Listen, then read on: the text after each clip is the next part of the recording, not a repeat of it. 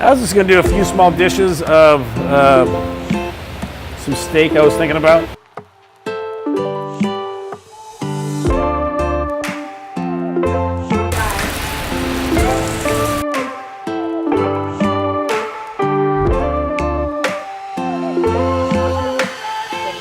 Whether I'm cooking for my guests at the restaurants or my kids, you always want to know where things are from. I started 22 years ago, just in the restaurant business.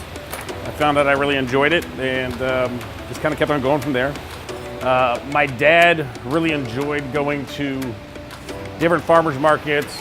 The reason I started cooking was it was my dad's hobby growing up. So we always had family dinner. We always had family style supper around the table as a family. It was the one thing we couldn't miss as a family. And it just kind of rubbed off. It's a great thing.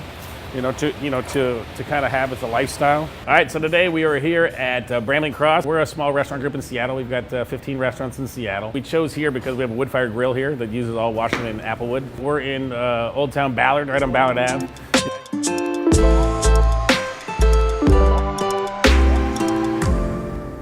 We did a New York steak with a little heirloom tomato and avocado salad.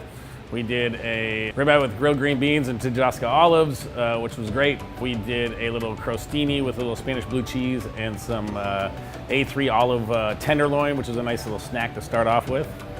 And then we did some chicken, which was great. We did grilled carrots, grilled fennel, a little lemon vinaigrette, and some Castelvetrano olives. As a restaurant owner and a chef, we're ambassadors for our customers. We have to make the decisions for them of what they're going to eat.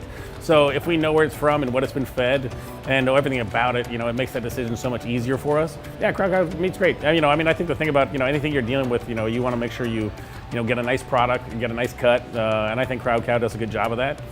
Today was a proof that we did it.